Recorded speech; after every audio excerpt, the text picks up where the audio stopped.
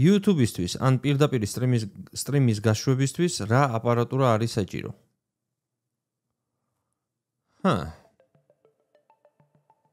Okay. მოგესალმები, გაუმარჯოს, როგორ ახარ, იმედია კარგად ხარ, იმედია ხოძე ხარ. დღეს ჩვენ ვისაუბრებთ, მაქსიმალურად ვეცდები, რომ ძალიან ბევრ დეტალებში არ შევიდე, მაგრამ თუ რამე კონკრეტული კითხვა გექნება, აუცილებლად დამიტოვე კომენტარი და არა მარტო მე. აი ეს კაციც გიპასუხებს. მოგესალმებით მეგობრებო, მე ახლა თქვენ გაგიზიარებთ ჩემს მცირე გამოცდილებას სტრიმინგის გარშემო. ლაშვარდი! უნდა დავიწყოთ ვიდეო ლაშვარდი.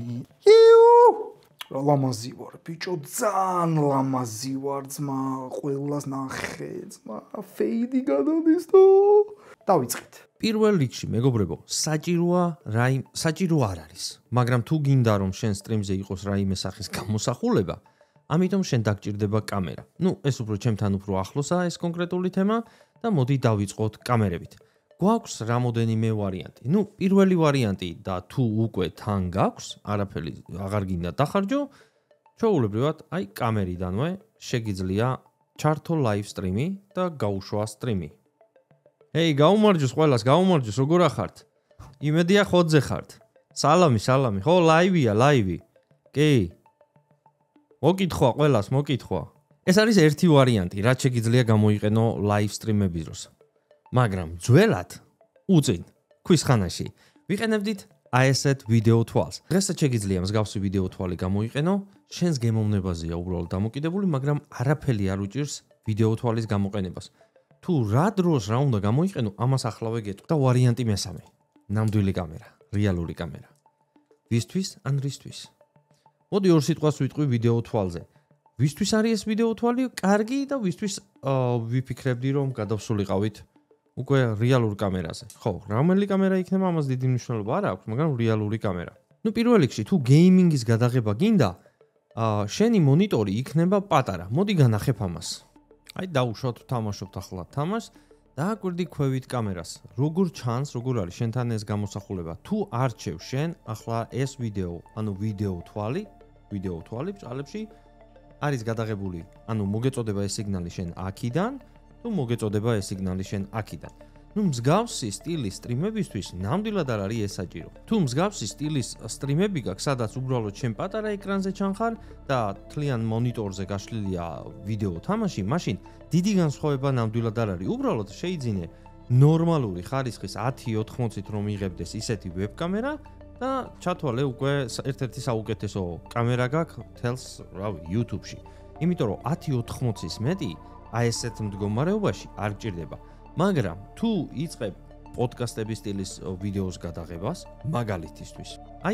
ამ ფორმატში თუ მარტო შენ ხარ თელს ეკრანზე წარმოდგენილი, კარგი იქნებოდა აუცილებლობას არ წარმოადგენს ნამდვილად, კარგი იქნებოდა თუ რაიმე სახის mirrorless კამერას შეიძენდი, ეს როგორც ხედავ, გამოსახულებას უკეთეს გაძლევს და კიდე გეძლევა საშუალება იმის, რომ შეიძინო სხვადასხვა სტილის ლინზები, ესეთი, ან თუნდაც ესეთი, რომლის კონტროლიც შეგიძლია. ამ კონკრეტულ კამერაში შენ შეგიძლია მოუმატო განათებას, დაუკლო განათებას, მიზუმო კამერა, მოზუმო კამერა, მოკლედ, როგორც შენს გულს გაუხარდება, ისე შეგიძლია გააკეთო. ასე რომ, თუ კამერა გსურს შენი სტრიმის დროს, მინიმუმ თუ ტელეფონის კამერით არ გსურს, ტელეფონით არ გსურს გასტრიმვა, მინიმუმ დაგჭირდება ვიდეო თვალი, ასეთი არა აქვს დიდი მნიშვნელობა, რომელი ბრენდის, მთავარია ნორმალური და გამოსადეგარი იყოს, ესეთი ჩვეულებრივი ვიდეო თვალი დამერწმუნე 80% საქმეს გაგიკეთებს და თუ უბრალოდ გინდა რომ ყველა YouTubers გააგებიო რომ ყველაზე მაგარი ტიპი ხარ, მაშინ დაგჭირდება ასეთი მსგავსი არა აქვს მნიშვნელობა ბრენდს, ჩვეულებრივი კამერა, რომელსაც შეაერთებ HDMI ჩვენს კომპიუტერში და გამოსახულებას აიღებ ჩვეულებრივად კამერიდან. ამ წუთისთვის ზუსტად მაგ ფორმატში იწერება ეს ვიდეო. მეგობრებო, მოკლედ მოდით შევეხოთ ახლა მონიტორების თემას. დიდ რეკომენდაციას უწევ და გირჩევთ, ვინც ხართ დამწყები, ან ვინც აპირებთ სტრიმერობას, ასე რომ ვთქვათ, იქონიოთ ორი მონიტორი. არ არის აუცილებელი ახლა ამ ხელა მონიტორი გქონდეთ და ასე შემდეგ, ეს არანაირად არ არის აუცილებელი. იყოს 27-იანი, ან მაგალითად ერთი მონიტორი იყოს დიდი 32-იანი, ან 27-იანი და დამხმარე მონიტორი იყოს 24 ინჩიანი. რას გვაძლევს ახლა ორი მონიტორი და ანუ რა უპირატესობა გვექნება ჩვენ სტრიმინგის დროს? ორი მონიტორი ძალიან მოხერხებულია, მეგობრებო. აი მაგალითად, ერთ მონიტორში გაქვთ გაშვებული თამაში, სიტყვაზე ვთქვათ. აი აქ თამაშობთ თავარ მონიტორზე და ზედა მონიტორზე, ანუ მეორე მონიტორზე მაგალითად გამოტანილი გაქვთ OBS-ი. ან შეგვიძლია ეს მონიტორი გავყოთ ორ ნაწილად, აქეთ გქონდეს OBS-ი, სადაც ჩვენ მონიტორინგს უკეთებთ ჩვენ სტრიმს, ანუ უყურებთ OBS, რამე კავშირის, ასე ვთქვათ, დაკარგვა ხო არ გვაქვს, FPS დროპები ხო არ გვაქვს, ასევე ვაკონტროლებთ ჩვენს ხმას, აი ამ ეგრეთ წოდებული ფეიდერები ქვია თუ არ ვცდები, ამის აი ფეიდერების საშუალებით. ნუ მოკლედ, მონიტორინგისთვის გვეხმარება ძალიან მაგრად და სტრიმინგის დროს რაც ყველაზე აუცილებელია, ეს არის ჩათი. და აქეთ შეგვიძლია გამოვიტანოთ ჩვენი უძვირფასესი მაყურებლების, ასე ვთქვათ, ჩათი და ნუ სტრიმინგის დროს, ანუ ჩაკეცვა აღარ გჭირდებათ თამაშის რა. ანუ როცა ერთი მონიტორი გაქვთ, გჭირდებათ ჩაკეცოთ თამაში, უცებ წაიკითხოთ, OBS შეხედოთ, მერე ისევ ამოკეცოთ. ნუ ეს ძალიან დამღლელია, სტრიმინგის ხარისხს ძალიან ასე ვთქვათ, წევს დაბლა, იმიტომ რომ ნუ ჩაკეცვა მოკეცვის დროს ხდება ძალიან დიდი ფრიზები და ნუ მოკლედ დისკომფორტია როგორც თქვენთვის, ასევე მაყურებლისთვის. ასე რომ აუცილებელი ჩემგან რჩევა არის ორი მონიტორის ქონა სტრიმერებისთვის. რაც შეეხება მეგობრებო საფასო კატეგორიას, ჰერცებს და ასე შემდეგ, მოდით ესე გეტყვით რა. მინიმუმ მოდით იყოს 144 ჰერცი, დიაგონალი თქვენთვის როგორც მოხერხებული იქნება, ნუ 27-დან ზევით და ნუ დანარჩენი უკვე თქვენს ასე რომ ვთქვათ ბიუჯეტზეა დამოკიდებული რა. უღრმესი მადლობა ომარიკო ამ პირველ რიგში ამ ვიდეოში მონაწილეობისთვის, მეორე რიგში იმიტომ რომ ძალიან საინტერესო ინფორმაცია მოგვაწოდე. ვინც არიცით ომარი, ვინ არის Go Let's Play? ნუ არ ვიცი რატო არიცით ვინ არის Go Let's Play, რა დრო დადგა ომარიკო, ჩემი გასაფიარებელი გახდი. ომარიკო ადის 200,000 გამომწერზე, ლინკი იქნება აღწერაში. გადადით გამოიწერე და ერთად ვიზეიმოთ 200,000. ვა, ლაშა. გადავედი და 200 გადაცდენილია. არა უშავს, მე ხო ვიტყვი 300-ს გამოვიწეროთ მეთქი. შენ ეს პრობლემა მოგვარებული გექნება. გადადი ლინკზე და გამოიწერე. მიდი, რას ელოდები? მე დაგელოდები. ხმა, მიკროფონი, ეს არის ერთ-ერთი თუ ერთადერთი არა, ყველაზე მნიშვნელოვანი რამ, რაც მინიმუმ სტრიმერს უნდა კონდეს მოწესრიგებული. მე არ ვიძახი რომელ level-ზე, მაგრამ შენი ხმა უნდა ისმოდეს სტრიმზე გარკვევით. მინიმუმ ამას ვიტყვი, რომ გარკვევით უნდა ისმოდეს შენი ხმა. დღეს ჩვენ გვაქვს შესაძლებლობა უბრალოდ gaming, კარგი gaming headset-ით, რომელსაც მოყვება თავისი მიკროფონი, მივიღოთ ძალიან ნორმალური ხმა. ასევე ჩვენ გვაქვს მრავალ ფასიანი, ანუ $100-ზე დაბლა მიკროფონები და $100-ზე მაღლა მიკროფონი. ერთ-ერთი მსგავსი ვიდეო აი ამ ორ მიკროფონს შორის ჩემს არხზევე გახლავთ, შეგიძლია გადახვიდე და ნახო შედარება. სიმართლეს გეტყვით, ამ მიკროფონსა და $100-იან მიკროფონს შორის სასწაული განსხვავება არ იყო. ძალიან დიდი ხანი ვხმარობდი ამ Rode-ის მიკროფონს, ძალიან კმაყოფილი ვარ, დღემდე ყველას ურჩევ, მაგრამ უნდა გაითვალისწინო. მსგავს მიკროფონებს აქვს მხოლოდ ასეთი სახის შესაერთებელი, რომელიც გახლავთ XLR. XLR-ის შესაერთებელიან მიკროფონებს ჭირდება როგორც წესია მიქსერები თუ მიქსერები, როგორც არის.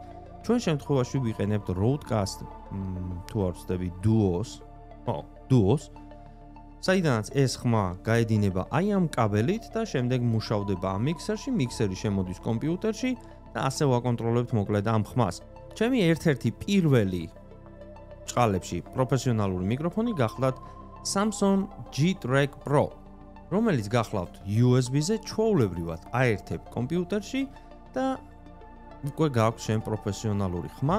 ასევე მაგრდება მეგობრებო ჩვეულებრივად აი ამ ARM-ზე, არაფერი განსაკუთრებული, ასე რომ დღეს ჩვენ არ გვაქვს იმის პრობლემა, თუ შენ სერიოზულად ფიქრობ ამაზე, ნუ მიკროფონი ვერ ვიშოვე ასახებ ფასში, ეგ პრობლემა არ არის. დაწყებული $40-დან, რავი, დამთავრებული ალბათ $10,000-მდე, ყველასთვის და ყველა ფასში არის მიკროფონი. თუ მაინც და მაინც გადაწყვიტე, რომ მიკროფონი უნდა შეიძინო XLR კაბელზე, აუცილებლად გირჩევ Rode-ის მიქსერებს, ნებისმიერი ახალი თაობის მიქსერი არის ერთ-ერთი საუკეთესო, მაგრამ ქონდა ჩვენ იყო დრო, ქონდა მსგავსი სტილის მიქსერები, სადაც Scarlett Solo, სადაც შეგეძლო შეგერთებია XLR-ი, ასევე ქონდა Phantom კვება ეს თვითონ უერთდებოდა USB, ანუ Type-C-ით USB შეგეძლო შეეგეყვანა კომპიუტერში, თუ არ ვცდები, მე არასდროს გამომიყენებია უბრალოდ MIDI-ებს და DAVs და აქედან შეგეძლო ხმის მონიტორინგი. ფიქრობ პრობლემა არ არის, თუ შენ ამაზე სერიოზულად ფიქრობ, ნამდვილად ღირს აი ამ კონკრეტულ მოწყობილობაში, ნუ ამ ბრენდზე არ ვიძახი, მაგრამ მიკროფონზე თუ მიკროფონში ფულით ჩადება, მერწმუნე გამოსახულება შეიძლება იყოს ნაკლები, მაგრამ ხმა თუ კარგი გაქვს, ჩათვალე ეს პირველი ნაბიჯი წარმატებისკენ უკვე გადადგმული გაქვს. ომარიკო, როგორ გესმის? მეგობრებო, გადავიდეთ ახლა კომპიუტერის ნაწილზე. რაც შეეხება კომპიუტერს, მოდით დავიწყოთ იქიდან, რომ არავითარ შემთხვევაში არ გირჩევთ ორი კომპიუტერის ქონას. ახლა მოდაში შემოვიდა რატომღაც ორი კომპიუტერის სტრიმინგი, აი ძალიან დიდი უაზრობაა მეგობრებო, უაზროდ ფულის ფლანგოარი, ეგ ერთი, მეორე უაზროდ დიდ ადგილს იკავებს, იმიტომ რომ წარმოიდგინეთ თქვენ რომ ორი кейსი გიდგათ. ნუ ეხლა არ გონია ისეთი დიდი кейსი იყიდოთ, რომ ორი ბილდი ააწყოთ ერთ кейსში, იმიტომ რომ ეგეთი кейსები ღირს ძალიან ძვირი და არანაირად არ გირჩევთ.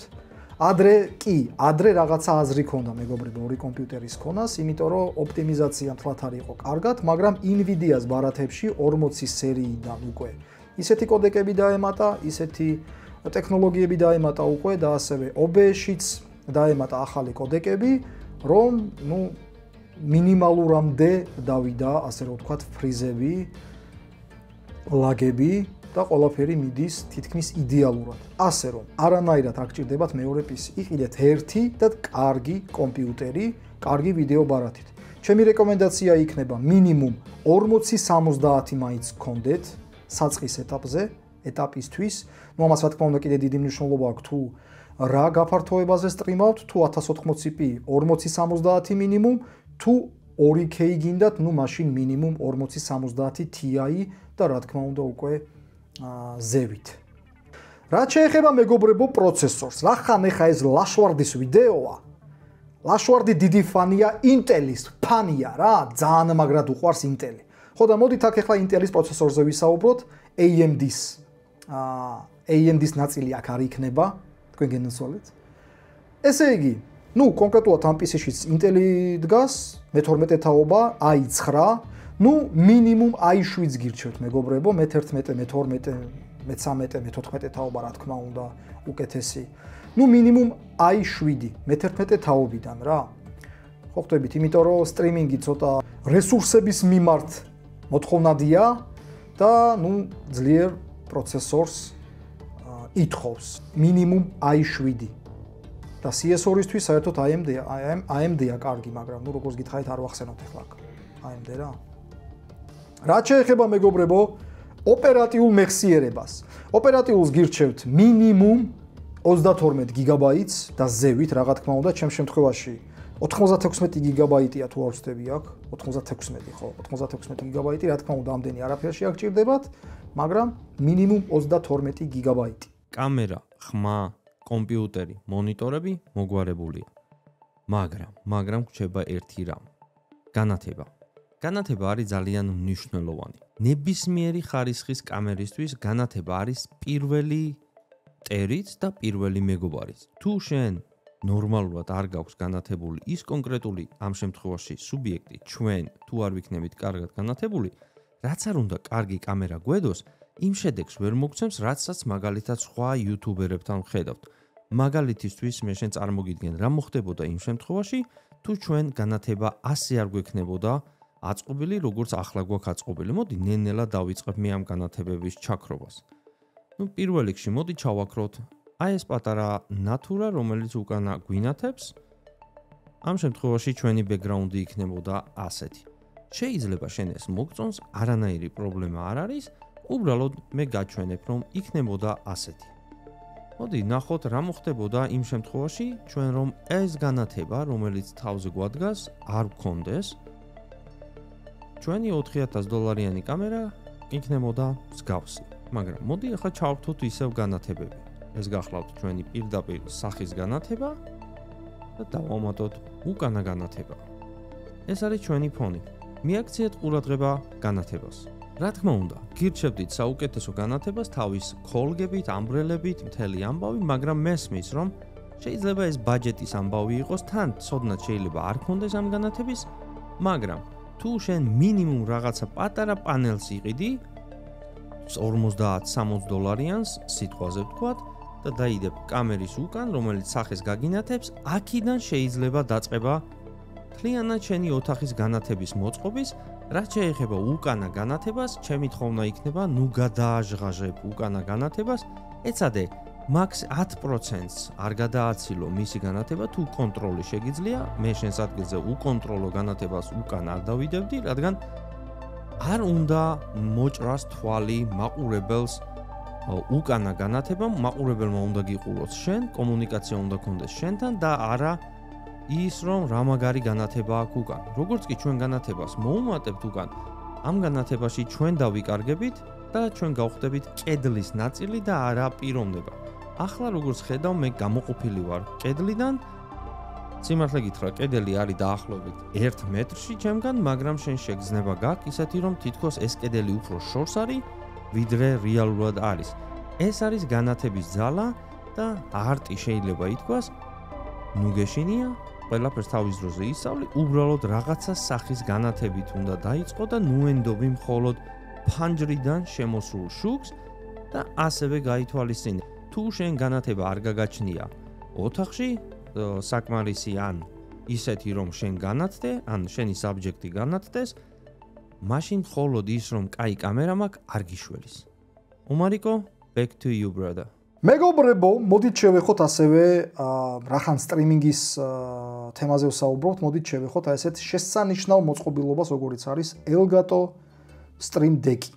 Elgato Stream Deck ძალიან კარგი აქსესუარი არის სტრიმერებისთვის და არა მარტო სტრიმერებისთვის, ზოგადად ვინც gameplay ვიდეოებს იღებთ.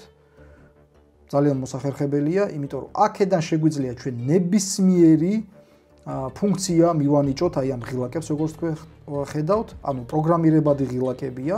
ჩემ შემთხვევაში, მეგობრებო, როგორც ხედავთ, აქ არის OBS-ი gameplay ვიდეოებისთვის, ანუ ჩაწერის ღილაკია, აქ განათების ჩართვა გამორთვა არის, კამერის სცენის გადართვა და სხვადასხვა სცენები მაქვს დამატებული და ასევე სტრიმინგისთვის.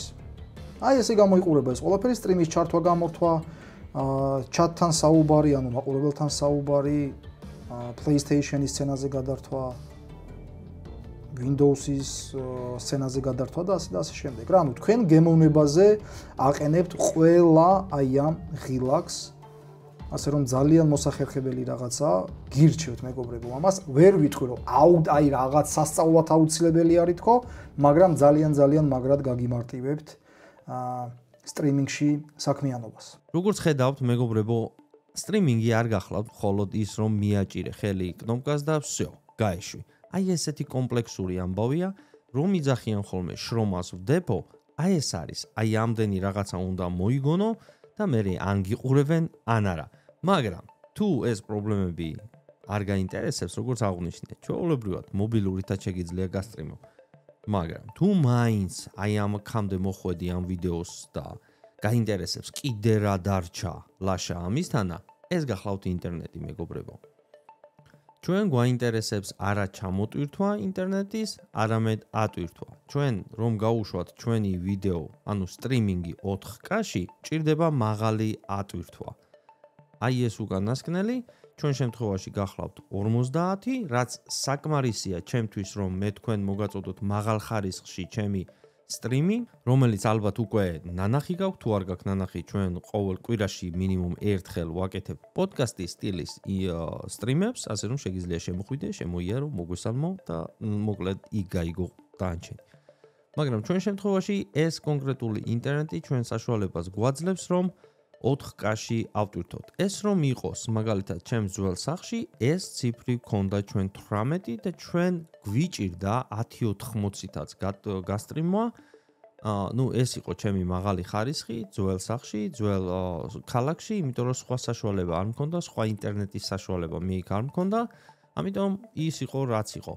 თორე ტექნიკურად იგივე ტექნიკა მქონდა იქაც და აქაც. უბრალოდ აქ ჩვენ მოგვეცა საშუალება, რომ ამ ქალაქში ამაზე მეტი ინტერნეტი არ არის, მაგრამ როგორც აღვნიშნე, ჩვენ საქმისთვის ეს საკმარისზე მეტია. ძალიან კარგი ხარისხის სტრიმები მიმდინარეობს, ასე რომ ყურადღება უნდა მიაქციოთ uploads და არა downloads. კარგია რომ ორივე უმაღლესი ხარისხის იყოს, მაგრამ დღეს არ ვიცი ამას რა დაემართა, როგორც წესი 700-800-ია ხოლმე, მაგრამ ალბათ გადასატვირთი მაქვს თვითონ მოდერი, მაგრამ კიდევ ერთხელ, ყურადღება მიაქციეთ აი ამას, uploads. თუ upload-ი კარგი გაქვს, ჩათვალე რომ ეს ყველაფერი დაგიფასდება. მაგრამ თუ upload-ი არ გაქვს კარგი, აი მანდ არის პრობლემა. მერწმუნე, ბევრი ვიწვალეთ ჩვენ ამ ინტერნეტზე, ბევრი ვიწვალეთ იმისთვის, რომ დღეს რომ ჩვენ სტრიმებს უშვებთ, გქონოდა ასეთი ხარისხის, იმიტომ რომ არ გქონდა ასეთი ხარისხის და ძალიან გულდასაწყვეტი ფაქტი იყო ის, რომ ყველაფერი გქონდა იმისთვის, რომ მაღალ ხარისხში გვესტრიმა ინტერნეტის გარდა. ყურადღება მიაქცია ამას. ომარიკო. გააგრძელე. მეგობრებო, სულ ეს იყო, აი ესეთი მცირე გამოცდილება გაგიზიარეთ ჩემი. ძალიან ბევრის ის მინდოდა ახლა კიდე ლაპარაკი, ანუ განბევრცო ეს თემები, ბევრი დამრჩა კიდე სათქმელი, მაგრამ ლაშვარდი მითხრა ბიჭო, ბევრი არის ლაპარაკო, გეხვეწებიო, მოკლეთო. გრძელი სიტყვა მოკლეთ ითქმისო. ლაშას უყვარს რა ეს. კარგი ომარიკო, ასეც არ ყოფილა ახლა საქმე. რა ეს ბრძნული რაღაც გამონათქვამი და რაღაცები მაგას ვენაც ცოლები. ხო მოკლედ, უღრმესი მადლობა მეგობრებო ყოველს ყურადღებისთვის, იმედია, რაც თავარი არის ასე ვთქვათ, ფუძე, საფუძველი ის გითხარით, იმედია რამე არ გამომჩა, თუ რამე გამომჩა მეგობრებო, აუცილებლად კომენტარებში დაწერეთ თქვენი კითხვები და გიპასუხებთ. აბა თქვენ იცით, აუცილებლად გამოიწერეთ ლაშვარდის არხი. ძალიან ხოძია ძმაო ლაშვარდი. და მოდით ეს ხოდი არ დაუგდოთ ძმას ვენაცვალეს რა. თქვენი გამხნევება ძალიან ჭირდება, გვერდში დგომა და აი ეს ერთობლივი ძალებით ძალიან დიდ სტიმულს აძლევთ ძმას ვენაცვალე ლაშვარდის. მოკლედ, კაი, წავედი ახლა რამდენს ვლაპარაკო ბიჭო. აბა თქვენს. ომარიკო, უღრმესი მადლობა პირველ რიგში ისევ და ისევ შენ, რომ მიიღე მონაწილეობა ამ ვიდეოში.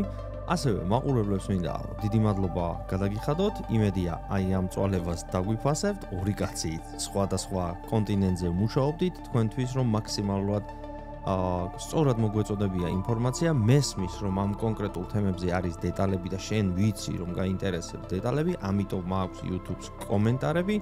დაგვიწერე თუ რამე კონკრეტული გაინტერესებს და მეც და ომარიც გულწრფელად გაგცემთ პასუხს ჩვენი გამოცდილებიდან და არა ის, რომ ამან ის თქვა და ამან ეს თქვა და იმან ისაქო და იმან ისაქო. ჩვენ რაც გამოცდილება გვაქვს, მაქსიმალურად გაგიზიარებთ მეგობრებო. კიდევ ერთხელ უღრმესი მადლობა. თუ მოგეწონა ეს ვიდეო, იცი რაც უნდა ქნა, დაალაიქე, თუ არხი არ გამოწერილი, გამოიწერე. ასევე კიდევ ერთხელ ომარიკოს არხი ქვევით არის აღწერაში და შენ დიდი მადლობა იმისთვის, რომ დატოვე ეს კომენტარი, როგორც შევატყვე დაახლოებით 40-45 კაცს. მოუნდა გაეგო ამის შესახებ და ავი, სიმართლე გითხრა, ბევრს არ ველოდებით, მაგრამ გულწრფელად ჩავწერეთ ეს ვიდეო მხოლოდ თქვენთვის და შევხვდებით მომავალ ვიდეოში. Peace, amigos.